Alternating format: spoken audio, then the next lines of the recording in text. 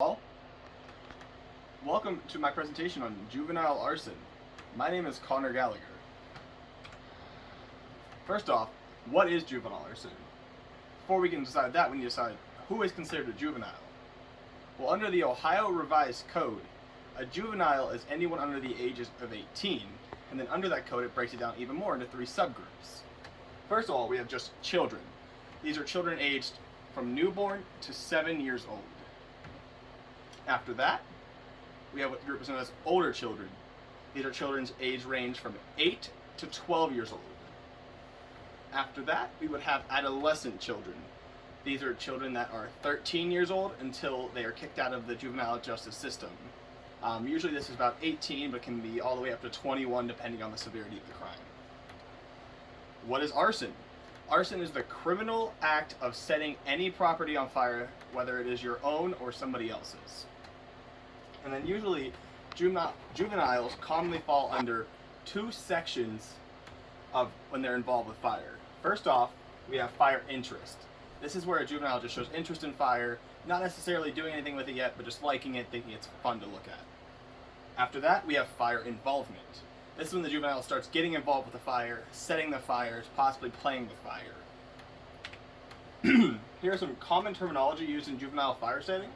First we're going to talk about is fire play.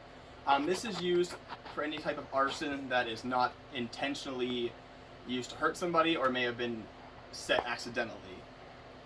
Fire setting is the opposite, where it was intended to either hurt somebody, destroy some property, do something along those lines. And then from there we have a few different types of fire setting. Accidental fire setting, as I mentioned, would be kind of also known as fire play, where it's done out of curiosity, it's done without malicious intent or no malice of forethought. And then we have instrumental fire setting. This is done to get some type of goal done. Say they want to burn their neighbor's shed down. They will burn their neighbor's shed down, and this would be that way of doing it. Expressive fire setting is when a juvenile has some type of psychological problem, anger issue, something along those lines, where they don't know how to cope with the mechanism, so instead they express their ill-processed emotions through fire. Why do juveniles commit arsons? External reasons are most commonly social pressures or cultural pressures. Internal reasons vary from psychological, biochemical, meaning they take some kind of substance or something that would affect the way they are thinking, which causes them more likely to set fires, or neurological, such as like depression, anxiety, or some other neurological disorder. And they're generally classified into the three age groups we've already mentioned. The children under 7, these people are usually the ones who are committing the fire play, or they're doing it, oh, I was curious, let's see what this match does to this plant, and then they light something on fire. It still causes damage, it still causes problems, but not necessarily what's needed. Older children, this is the start of the psychosocial reasons. It may still be fire play, but we move on to what's known as the problem fire setter stage. And this is when someone is starting to set fire because, as I mentioned earlier, the 8 to 12 stage, where they are expressing their emotions in a way that's not necessarily appropriate, so they are setting things fire. And then finally, we have adolescents 13 to 18. The delinquent fire setters, they're just doing it to burn stuff down. They enjoy doing it. And then on top of this, we have psychological motives. The curious, which is, I already mentioned, curious without intent. Pathological, these people are just committing juvenile arson over and over again. They just enjoy doing it. Expressive, they do it to get rid of some type of coping mechanism, to get rid of some type of negative feeling they don't want inside of them. And then delinquent, these people are the ones who are just burning stuff to burn stuff. Why should we care about juvenile arson? First off, it has horrendous costs of arson. There's a bunch of financial and life costs that we don't need to know about. Affects more than just the lives of the fire setter. The victims, they've lost their property, they've possibly lost a family member. The police, according to FBI Uniform Crime Reporting Program, juveniles, those under 18, accounted for 46% of arrests of arson over the 5-year period. And that also takes a lot of time in the juvenile courts and juvenile corrections facilities. And then also, it may not be as prevalent as it was back in like the 90s and 80s when we had our highest juvenile arson rates. But this may be due to a lot of underreporting. It is guessed that only about 40% of juvenile arson is actually reported. Here are some line graphs we have. This top one here is just a total of arrests per 100 persons from ages 10 to 17. It starts at 1980 and it goes to 2018. As you can see, it has spiked and changed here and there, but as I admitted, the 90s was the highest point for us. Here's the difference between males and females. The blue is the males, the red is the females. As you can see, males are much more common to commit juvenile arson than females. And then we have arson among ethnicities. White is this dark blue line. Minority in general is the red line. Black is the light blue line. American Indian is this purple line here.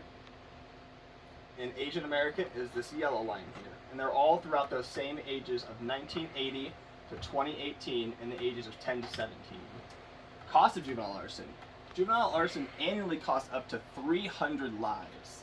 On top of this, it can also cost up to $300 million worth of property loss. And the worst part about these lives, most of those lives lost were juveniles. 85 out of 100 lives lost to juvenile arson are juvenile lives themselves. And then ATF has reported that 29% of the juvenile involved incidents over a 9-year period reported as accidental and 15% were undetermined. What this means is the majority of these arson incidents were on purpose and either to hurt somebody or burn something. What major theories are best represented? First off, the labeling theory. The labeling theory essentially says delinquency is caused when someone is labeled differently than someone else and they are more likely to react and act out because of this label. There's two primary concepts, pure deviant and secret deviant. Pure deviant is when someone is labeled fully a juvenile and then they act out those juvenile actions. A secret deviant is when someone is not necessarily labeled, but they're still acting out these delinquent acts. As far as juvenile arson goes, we have the problem fire setter stage, where they're not viewed as much as a problem. You're just expressing how you feel, you get pathological treatment, and then they try to teach you how to cope with new methods rather than just set fire to things. And then the delinquent fire setter stage, they pretty much think you're a lost cause at this point. You're just burning things to burn things, and there's almost no hope for helping you through it. Then there's the social control theory. This is when someone becomes a delinquent because their ties to society is low. Most commonly in juvenile arson, the tie that is low or broken is a family tie. And then lastly, we have the social process theory. This is essentially someone becomes a delinquent because the processes they're going through each day or the people they're interacting with have pushed them to become a delinquent. So essentially, the people are hanging out with the wrong crowd or they're hanging out with friends who encourage them to set fires to things. Then we have how to prevent and treat juvenile arson. First off, teach your children young fire safety. Don't mess with matches. Stay away from fire.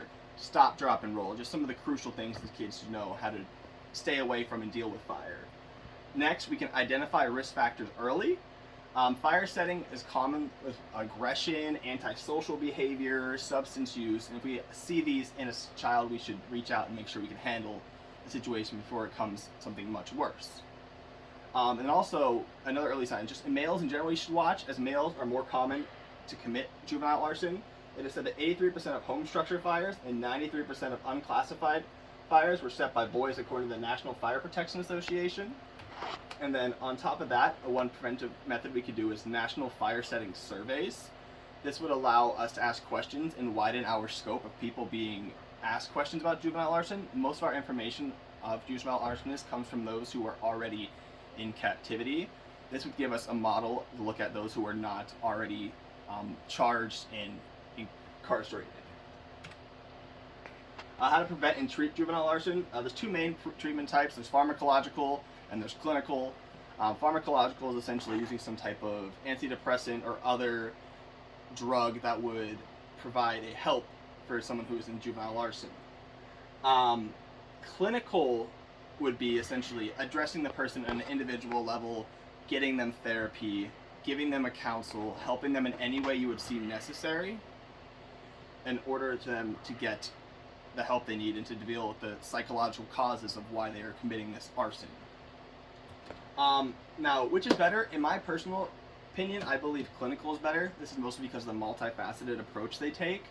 They commonly get schools involved, police involved, fire departments involved, the parents, everyone's kind of working together to stop this child from progressing into a worse stage of juvenile arsonist.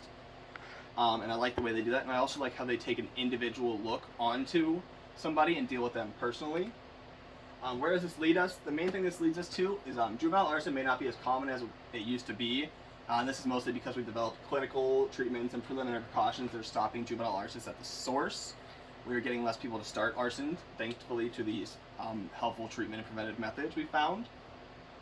It still costs financially, though, and it still is costing many people lives. It may not be as prevalent as I said, but it's still costing people. Finally, juvenile arson takes up a long amount of time and a large amount of money in the whole juvenile justice system, including the corrections, juvenile courts, and everything else involved. And then to kind of finish it all off, I just want to wrap it up with, we need to, as a criminal justice society, take notes from what we have seen work in these juvenile arson cases and apply them to what we can do to overcome the new issue of juvenile arson. Get rid of all these ones that have not worked, these theories and ideas we found that have not helped, and continue using the ones that have helped. Thank you for your time. Have a great day.